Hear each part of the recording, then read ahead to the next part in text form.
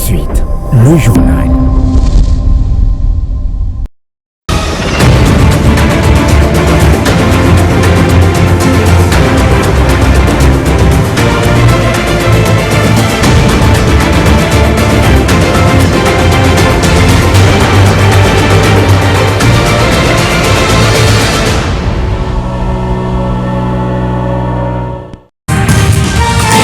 Vous êtes sur la RT Duc, merci de nous choisir. Tout de suite, les titres.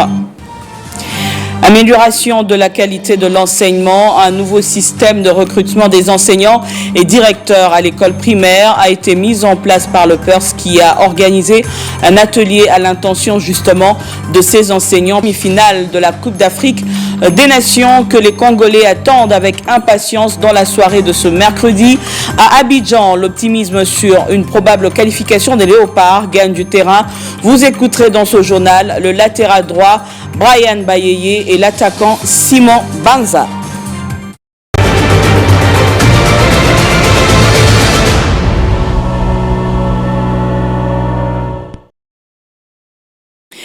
Bienvenue à tous. D'abord, cette information, la France, via le groupe Agence française de développement et le gouvernement congolais, via son ministère de Finances, ont signé ce mercredi au centre financier de Kinshasa 3 conventions pour un montant de 99 millions de dollars qui permettront notamment l'amélioration de la formation de 13 000 enseignants de primaire, l'accès à l'éducation pour 45 000 filles, la construction d'écoles, la réhabilitation et l'aménagement de 5 terrains de sport. Une nouvelle confirmée par le service de communication de l'ambassade de France à Kinshasa. Eh bien, ce soutien de la France vient concrétiser l'engagement pris par Emmanuel Macron lors de sa dernière visite à Kinshasa envers son homologue congolais. Ouverture ce mercredi à l'école Sonampangu de Njili de l'atelier sur le nouveau système du recrutement des enseignants et directeurs à l'école primaire. Organisé par les PERS, cet atelier a connu la présence remarquable du prophète Liberate Tchabou de la Tchangou et son IPP Cyprien Yokangwei. Reportage. Le prophète de la Tchangou, Liberate Tchabou et son IPP Cyprien Yokangwei ont participé au lancement à l'école Sonampangu d'Enjili de la télé sur le nouveau système du recrutement des agents à l'école primaire. Ces travaux sont organisés par les projets d'équité et du renforcement du système éducatif congolais PERS. Cyprien Yokangwei et Liberata Tchabou ont salué l'avènement de cet atelier qui aura un impact positif dans l'amélioration de la qualité de l'enseignement à l'école primaire. C'est pour aujourd'hui la sensibilisation sur le système de recrutement des enseignants au primaire, enseignants et directeurs au primaire. On va sensibiliser ces gestionnaires et demain, on va passer à l'étape de la formation. Aujourd'hui, c'est d'abord la sensibilisation pour une forte équipe, mais demain, ça sera un groupe réduit pour former. Notre patronne de l'EPST a bien réagi et ils ont bien réfléchi. Du fait qu'ils ont organisé cet atelier, ça nous donne le temps quand même d'entrer en profondeur, de connaître ce qu'il faudrait faire juste quand on recrute les chefs d'établissement. Nous ne pouvons pas recruter sur base de celui-ci est tel, mais nous pouvons y aller avec le document et comprendre que voilà comment ça peut se passer. Juste à la fin de cet atelier, il y aura des fruits. Ces travaux qui ont démarré ce mercredi vont s'étendre jusqu'au samedi prochain et les participants ont beau espoir qu'ils produiront des résultats escomptés. En sa qualité de sensibilisateur et formateur du PERS, Jean-Paul Bouilly a souligné que cet atelier sur le nouveau système du recrutement des agents à l'école primaire revêt une importance capitale car un bon recrutement va inexorablement influer sur la bonne qualité de l'enseignement à l'école primaire. Jean-Paul Bouilly est au micro d'Anthony Chamba et Carmel Matinga. L'atelier d'aujourd'hui vise d'abord la sensibilisation et puis la formation de cadres au niveau national provincial et puis provincial, et sous-provincial plutôt. Alors, l'on voudrait former des cadres qui puissent être à même d'utiliser un nouvel outil de recrutement des enseignants et directeurs dans les écoles publiques et primaires. Alors, cet outil-là a été mis en place avec les concours, bien évidemment, du projet PERS. Et c'est un projet qui vise le décaissement. Donc, le résultat attendu pour ce projet est lié au décaissement. Le PERS, c'est le projet d'équité et de renforcement du système éducatif qui appuie bien évidemment notre sous-secteur de l'EPST et qui chemine toujours avec nous et qui va, je crois, jusqu'en 2025 et qui a été avec nous avec la géolocalisation, la distribution des manuels et aujourd'hui on est avec, pour le recrutement, des nouveaux systèmes de recrutement des directeurs et enseignants dans les écoles primaires publiques. Dans l'actualité également, les deux provinces du Nord et Sud Kivu vivent une recrudescence des violences suite à l'agression téléguidée par le Rwanda via le M23. Du côté des autorités congolaises, tous les efforts sont fournis en vue de garantir la sécurité dans cette partie du pays. La question a été abordée lors de la dernière réunion du Conseil supérieur de la défense à Kinshasa. Le point avec Lydie Malé. Aux environs de 6 heures ce matin, une bombe est tombée dans la ville de Goma au quartier Mungunga, non loin d'une école appelée Cinquantenaire, ce qui prouve que les combats se sont de nouveau intensifiés autour de la ville de Goma.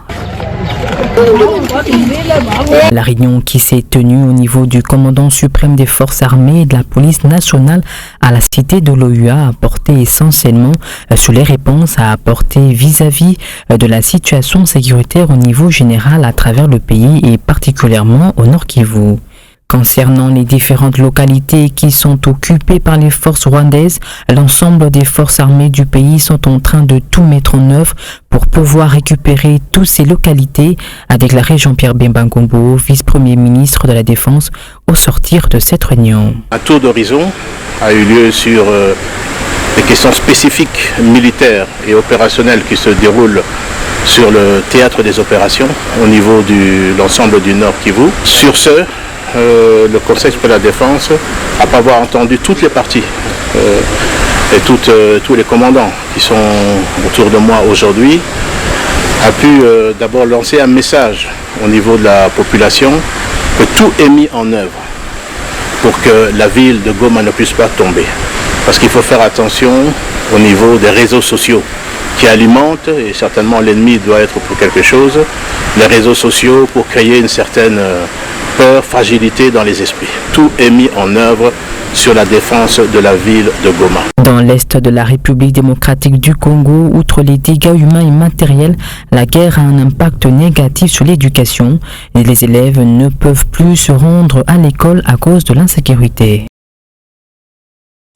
Parlons à présent assainissement. Dans la municipalité de Ntsélé, les caniveaux qui longent la nouvelle route Ngapama dans le quartier Mpassa 1 sont remplis d'immondices. Personne pour les curer, ce qui non seulement expose la population à des maladies, mais détruit également cette route récemment construite. Un constat de Blanchard Ngaï.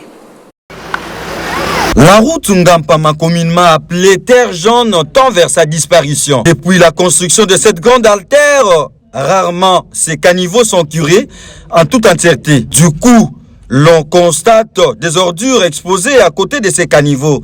Impossible d'y rester pendant un long moment suite à l'odeur nauséabonde. Et pendant cette période pluvieuse, elle se trouve toujours inondée et provoque des maladies liées à l'insalubrité. Batu baobwaka bamilangi na terrasse banye banini mutu azoya ameli mulangi ya mai aye abwaki na terrasse nyonso eza bien te baterrasse etoni na bangungi basalite bapuku bakomotambola ndenge basalite ezotonda eza bien te biso moko fo tozala conscient fo conscience ezalaka po mboka na biso ebonga soki conscience eza te mboka ekobonga te. À l'autorité municipale de lutter pour la protection de cette grande artère qui permet aujourd'hui à toute la population de l'utiliser pour vaguer librement à ses préoccupations vers le centre-ville. La laisser à cet état, on dit ses habitants, c'est l'exposer à une courte durée.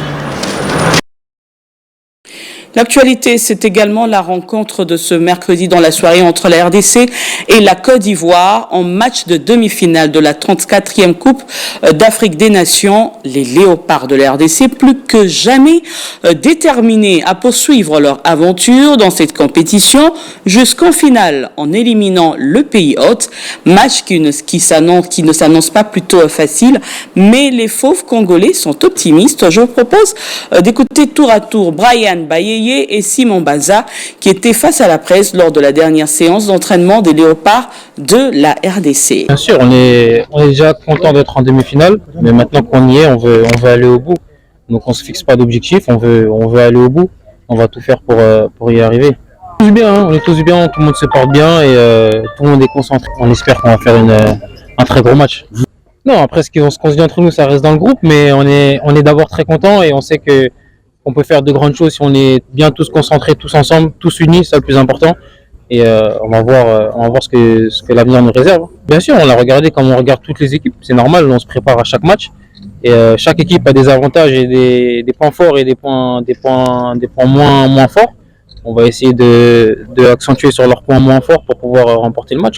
Ça va être compliqué parce qu'on est chez eux, mais on est tous joueurs de foot. On a l'habitude de jouer dans des beaux stades. Donc moi, je fais mon boulot. Voilà, le coach il fait ses choix. Tout le monde est à disposition de l'équipe, remplaçant. Tout le monde est concerné dans le groupe. On a vraiment envie de faire quelque chose de beau pour le reste des matchs de cette CAN. Elle est très belle et tout le monde a envie de participer. Donc tout le monde a envie de jouer. Et on se donne le maximum pour que le Congo... Moi, je suis un attaquant, donc bien sûr que j'ai envie de marquer mon premier but en équipe nationale. Voilà, c'est un objectif personnel, mais mon objectif déjà de base, c'est de permettre au Congo de remporter cette victoire. Je souhaite que les Congolais nous supportent, malgré ce qui se passe ces derniers temps depuis un moment. Mais voilà, nous on se bat pour eux déjà, et je sais qu'il y aura un grand support qui sera apporté pour le match contre la Côte d'Ivoire. C'est un match comme un autre. Ils ont deux bras, on a deux jambes, ils ont deux jambes. Donc on est motivés, ça sera un grand match et on a hâte de le jouer. Ils sont arrivés jusqu'ici, donc c'est quand même qu'ils ont prouvé qu'ils ont des bonnes qualités. Donc chacun a fait un parcours. Autre chose, savez-vous que la mangue est un anti-fatigue riche en vitamine C? Ce fruit aide à réduire les sensations de fatigue. Outre cette vertu, le lupéol contenu dans la mangue diminue la croissance des cellules cancéreuses avec des effets notamment sur le cancer de la prostate. Christo Baquet et Martine Ilunga nous en disent plus.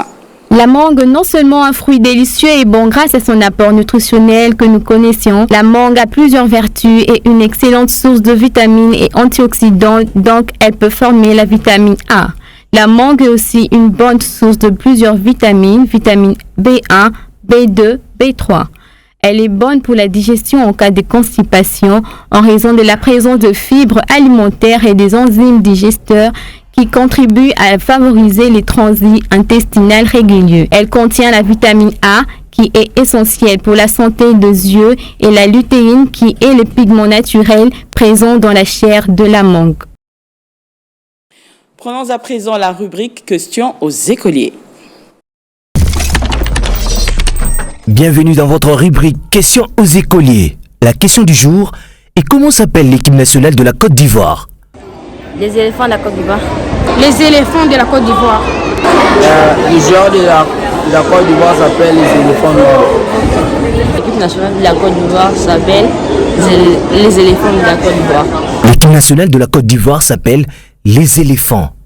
A noter que la RDC affronte la Côte d'Ivoire ce mercredi 7 février 2024 dans la soirée un match de demi-finale de la 34e Coupe d'Afrique des Nations.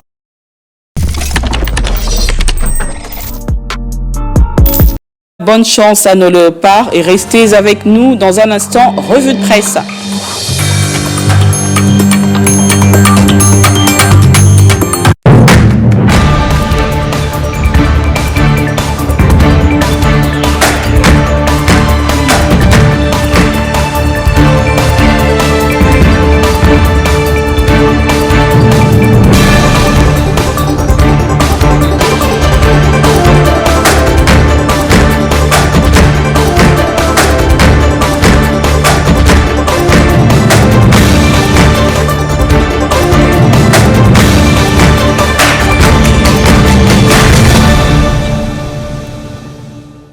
Et Christine Chibuka vient donc de nous rejoindre sur ce plateau pour la revue de presse. Bienvenue Christine. Merci. On commence avec ce premier titre Goma. Une autre bombe tombe sur le quartier Mugunga.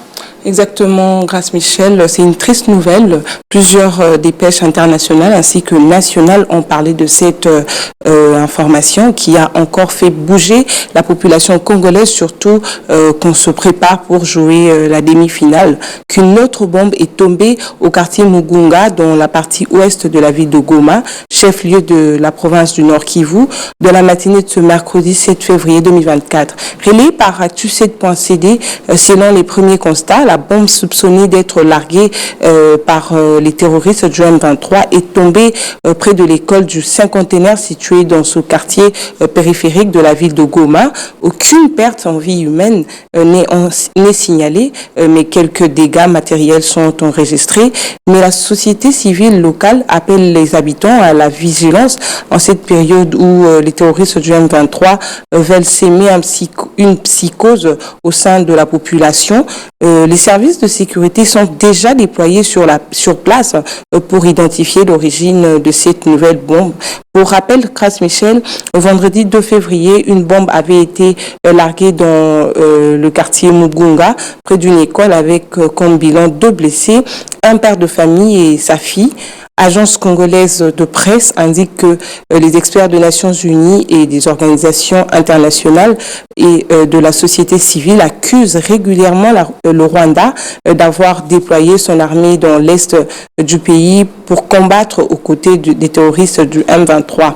L'armée nationale et les casques bleus de la mission de l'ONU en RDC ont promis que la cité de Saké et la ville de Goma ne tombera jamais entre les mains du M23. CAN 2023 face à la Côte d'Ivoire, le match sera indécis mais aussi ouvert. Des propos de Sébastien Desabre. Évidemment, Grâce Michel, les léopards de la RDC seront opposés aux éléphants de Côte d'Ivoire. Ce mercredi 7 février, dans le cadre des demi-finales de la Coupe d'Afrique des Nations, ce sera la 4e fois que les deux équipes s'affrontent en 9 ans. C'est ce qu'a indiqué Actualité.cd après avoir éliminé l'Égypte, vice-championne en titre et plusieurs fois vainqueur de la compétition au tour précédent après les tirs au but et la Guinée. La confiance des hommes de Sébastien Desabre est au beau fixe de passage ce mardi en conférence de presse de veille de match. Le sélectionneur de Léopard, Sébastien Desabre, a déclaré que ce choc de l'avant-dernier carré de cette compétition sera indécis, mais également ouvert entre les deux équipes. Radio Okapi souligne que dans son intervention, Sébastien Desabre a également assuré bien connaître son adversaire de ce mercredi dans le cadre de cette demi-finale. Il a en outre affirmé être content d'avoir croisé le pays organisateur en demi-finale. Toujours dans le même zone d'idées, Grâce Michel, et pour compatir avec nos frères de l'Est Foot, RDC nous fait savoir aussi que à la veille du match contre la Côte d'Ivoire en demi-finale de la Coupe d'Afrique des Nations, Sébastien Desabre s'est également confié sur la situation sécuritaire de cette partie du pays. Le technicien français pense que les léopards devront tout donner en dédicace aux populations victimes de guerre pour cette rencontre. Les léopards rendront hommage aux populations de contrées touchées par la situation en arborant au bras droit un brassard de couleur noire, affirme la même source. Merci Christine Chibuka pour cette revue de presse. Je vous en prie, Grâce Michel. Voilà qui me fait ce journal sur la RT Éduc à toutes et à tous. Merci de l'avoir suivi.